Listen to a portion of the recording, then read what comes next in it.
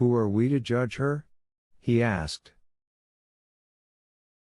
She took it, we can take that for granted.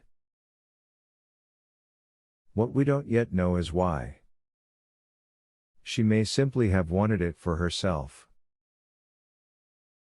After all, she had given up her life to that old woman. She may have been in inner rebellion for years, then suddenly she saw her chance to escape.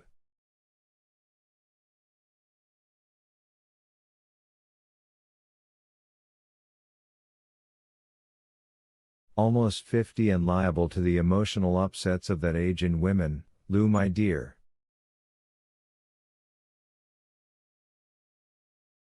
She might have been in an abnormal state of mind. Such things happen.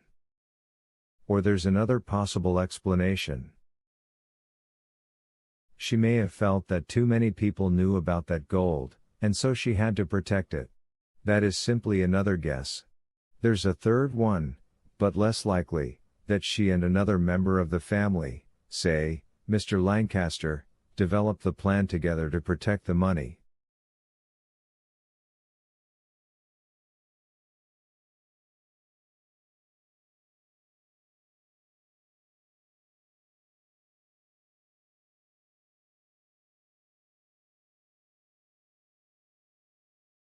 I don't believe it, myself. And I don't think that this third person was Margaret, for I have an idea that Margaret all along has suspected Emily of just what she did, and maybe more than she did.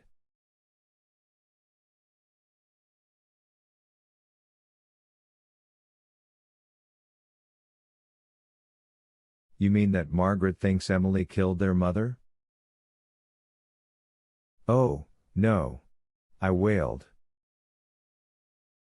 She never did. How could she think such a thing? He reached over in the darkness and took my hand. Listen, Lou, he said. I agree with you, but try to get Margaret's point of view.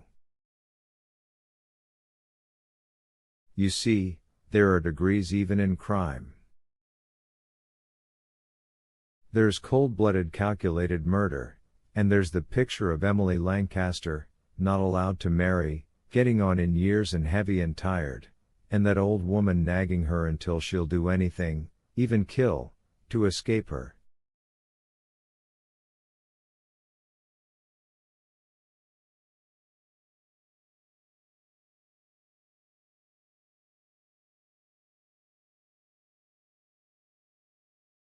Margaret has had her share of it, too, so she's afraid it was Emily. That's all. And in 20 years or so, if you stay where you are, you'll possibly understand that fear of Margaret's yourself.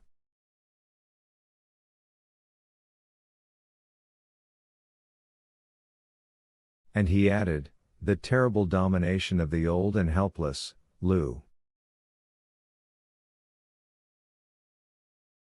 Think of it. I did think, to my own shame. I realized that along with the rest of us I had watched Emily Lancaster for years without ever thinking about her at all, had taken it for granted that she asked no more of life than her 3 meals a day, her broken sleep at night, and the servitude from which her only escape was into the books she read so avidly.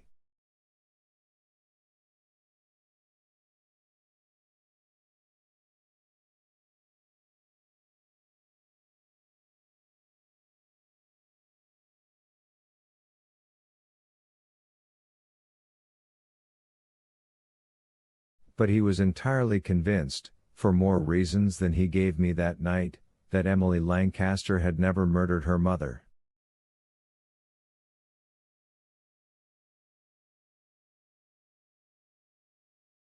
It was more to reassure me than anything else that he explained that afternoon as he saw it. Just take the question of time, for instance, he said. The killing didn't take long, but remember that she was fully dressed at 3:30, and differently but fully dressed again at 4.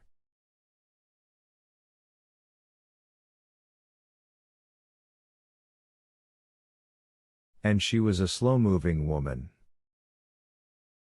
Even if she had stripped off her clothing and entered that room entirely naked, and that's been considered, she would have had to go back and bathe and clean the tub.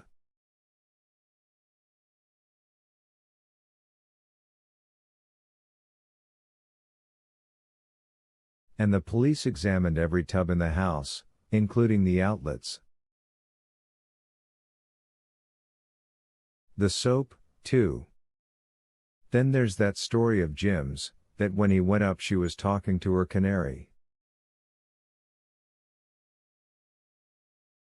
If that was acting, for whose benefit was it? She may have known he was in the house. She could hardly have known he was upstairs in the hall. My mind was too confused to work properly, but I was trying to think as best I could.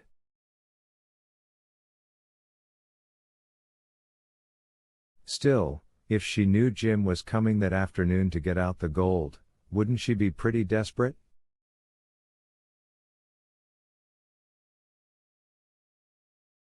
But did she know?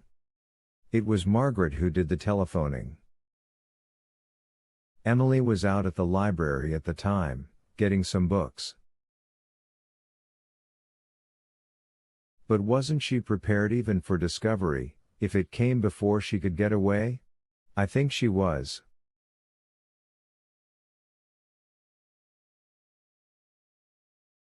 I'm not so sure about the window screen, but that flower pot was overturned, and they're not easy to overturn.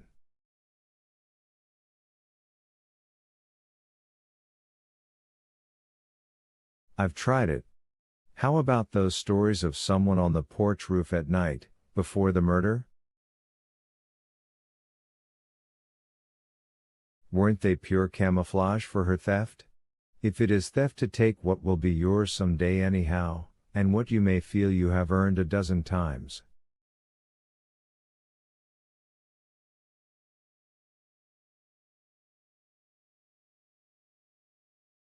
Still, Herbert, I objected, there was no reason for her running out of the house last Saturday night, unless there really was someone there. Or she thought so.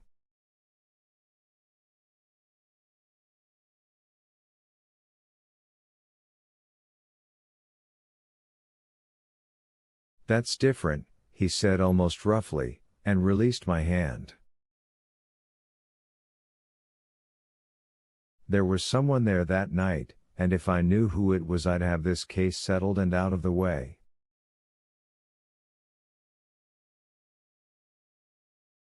After that he told me some of the steps by which he and the police had reached certain conclusions.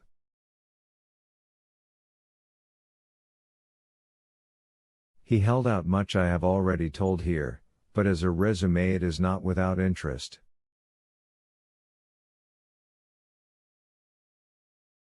He had recaptured my hand, and I felt that he was amused at my feeble effort to free it.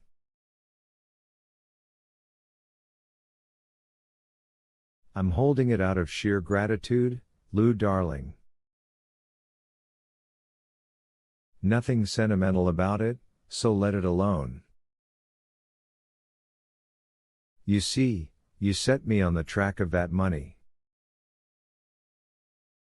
I did?